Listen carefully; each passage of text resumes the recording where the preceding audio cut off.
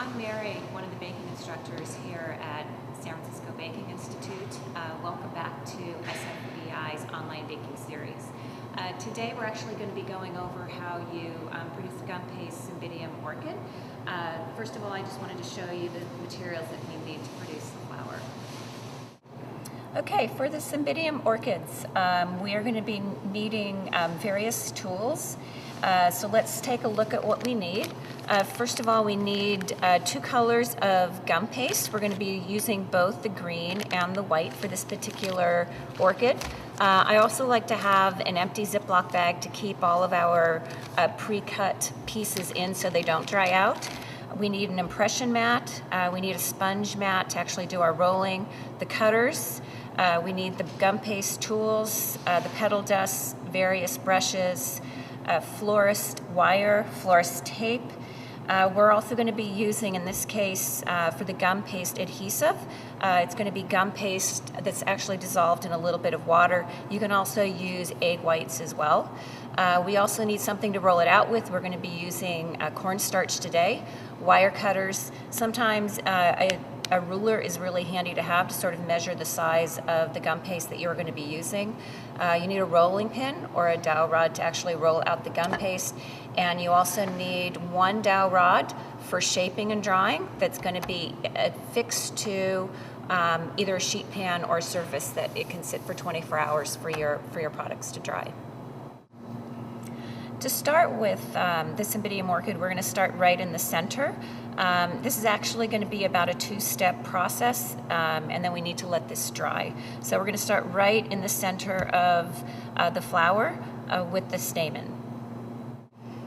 To start with the center of the stamen, we're going to first start with a piece of the green gum paste. We are going to be starting with about a 1/4 inch size ball. All you want to do is roll that ball so it's just into a little log.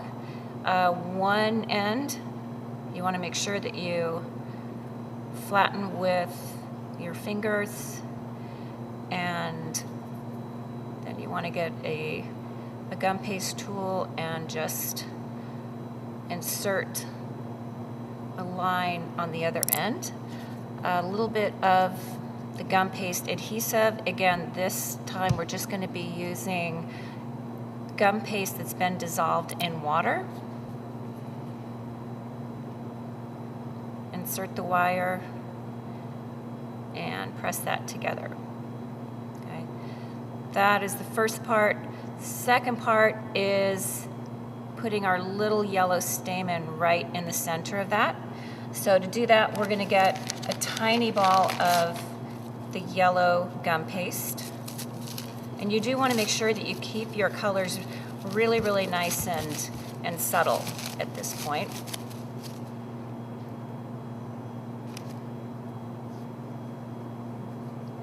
Roll that tiny ball out of the yellow, and again we just want to put a crevice right down the center of that. Pinch it together slightly. And this is going to be going right in the center of the stamen that we just rolled out. That's the first step. This step you want to let dry for about an hour before you continue.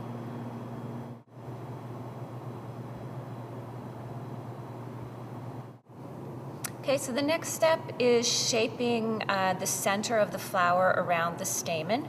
So again, we're going to be taking some of the green gum paste and rolling this out on top of the cornstarch. You can also use powdered sugar if you want. The cornstarch tends to get a little bit less sticky. We're going to be rolling this out to approximately a 1/16 of an inch. Just remember, the thinner that you can get this, the more realistic your flower is going to look in the end. So get that down to about 1/16 of an inch. And we're going to be cutting the orchid throat. They're usually doing more than 1 flower at a time. So in that case, make sure that you have that empty Ziploc bag ready to go, so you can actually store the pieces that you're not using in the Ziploc bag, seal it up so it does not dry out. The next step that we want to do is take our impression mat and press that down on the impression mat so we can have some nice veining in the throat. Turn it over, and then we're going to use the tool to actually thin out all of these edges.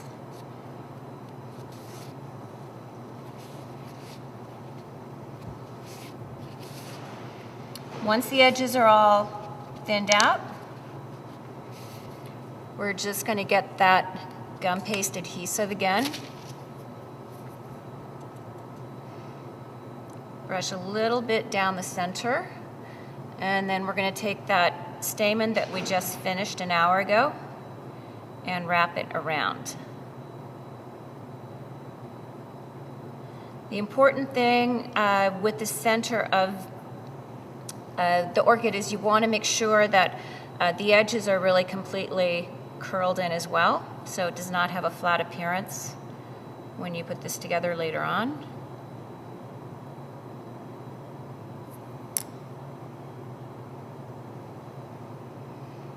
And then this is actually going to be dried on top of the dowel rod that we made sure was attached really nice and firmly to some sort of a surface that can sit for preferably 24 hours, but at least overnight. The other thing that's very important is your wire comes out from the gum paste itself. You don't want it to be resting so it's a bend in the gum paste. You want to make sure that it's actually straight from the gum paste itself. So we're just going to drape that over the dowel rod and leave that at least overnight.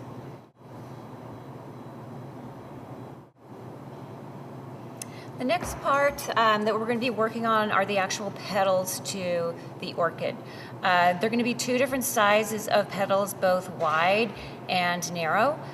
We're going to be actually cutting out 2 wide and 3 narrow for each orchid you want to produce. Again, we're going to be using the green for this. Obviously, there's lots of different colors of orchids, but in this case, we're just going to be using the green for the cymbidium. Again, we're going to be getting this out to about a 1/16 of an inch thick.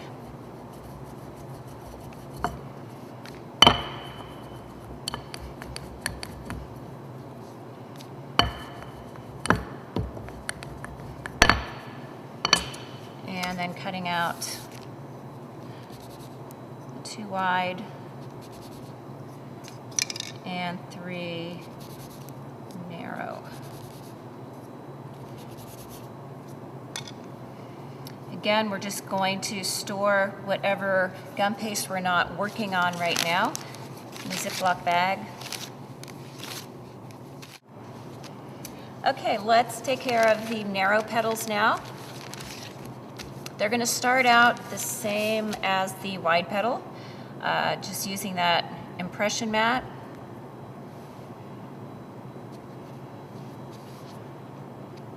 Thinning out the edges.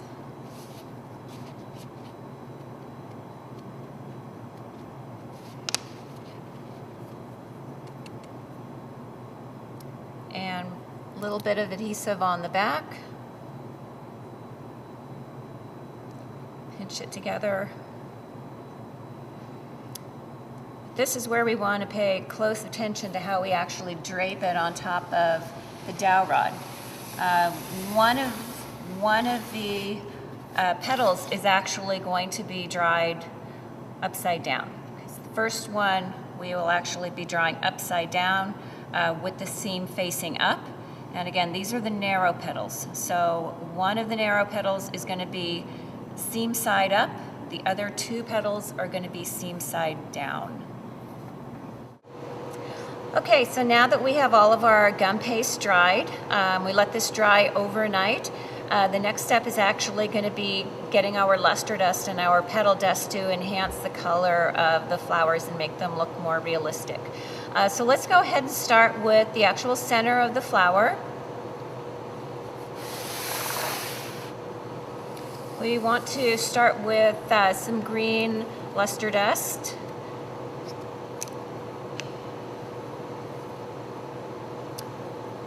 right behind that stamen and up the center of the throat of the orchid.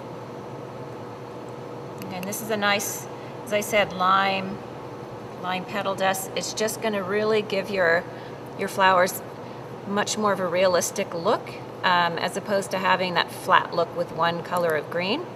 The other flower color that we're going to be using in this case is actually just a really delicate pink around the outside edge. What that does is actually really define the edge of the orchid, and it just gives it a little bit more of a realistic color. You just want to be really, really careful that you just get the edge and you don't put too much on. As I said before, there's lots of different colors of orchids, and it's actually a lot of fun to sort of play around with different colors and look at photographs of different varieties of orchids and then go ahead and try to recreate them in gum paste.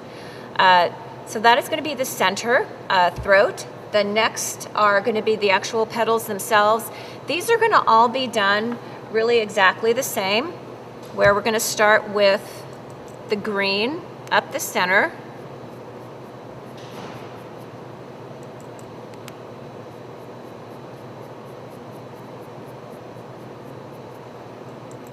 Try to start right down at the base.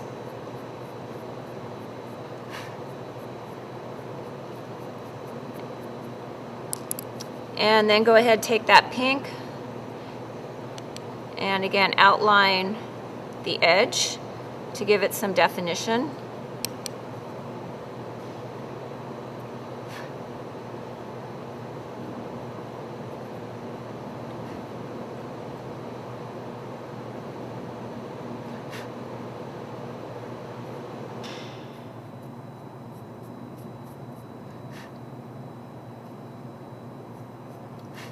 Okay, you're going to repeat that with all of the petals of the orchid, and then we're going to be ready to assemble them. One last thing we want to do to the throat of the orchid before we assemble it is actually paint a few really, really delicate dots with a very fine brush. Again, it sort of depends on the variety of the orchid will determine the color of the dots. We're just going to be using varying sizes of brown dots right up the center.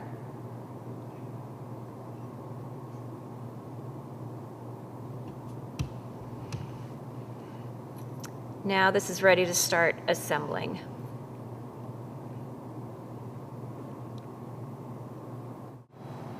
So now we're going to actually assemble the Cymbidium orchid. We're going to take the throat of the orchid and really, really carefully bend the wire down. Notice I'm not actually bending the gum paste itself. I'm holding on to the gum paste and just bending the wire. But you do want it in this shape to be able to actually start the assembly.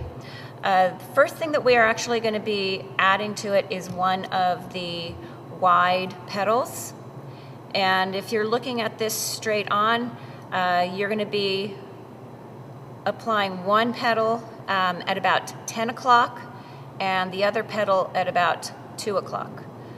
So you want to start them one at a time.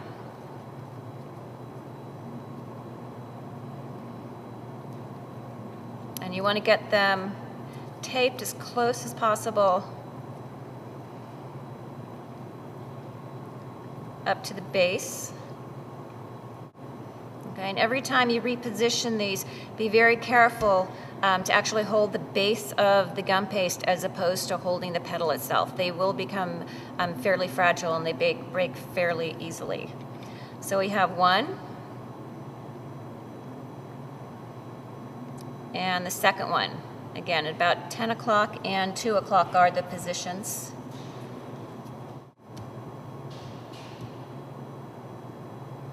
Okay, so those are going to be the two wide petals and their placement. The next is going to be the petal that we actually dried upside down, and that one is going to be directly behind the two wide petals. So again, we're just being very careful to bend that wire.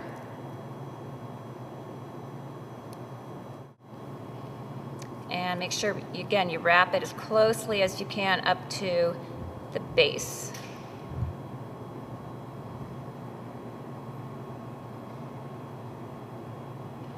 We then have the last two narrow petals, and those are going to be between the throat and the wider petals. You will have to rearrange these as you're working because they tend to slip out of place during assembly.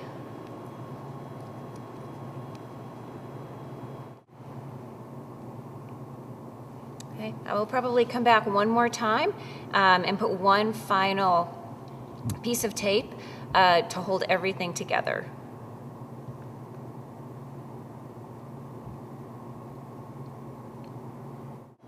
The last step for gum paste flowers is actually setting the color of the petal dust or the luster dust. And the way that we're going to be doing that is actually just sort of holding it over a pot of steam for about 10 seconds. You do want to be careful that you don't hold it any longer than that. It's going to start softening up the gum paste otherwise. Just briefly like that, it will actually set it. So now, here we go. Cymbidium Orchid is all ready to use and place on your wedding cake or other pastry. Thank you for watching, and we'll see you next time on SFBI's online baking series.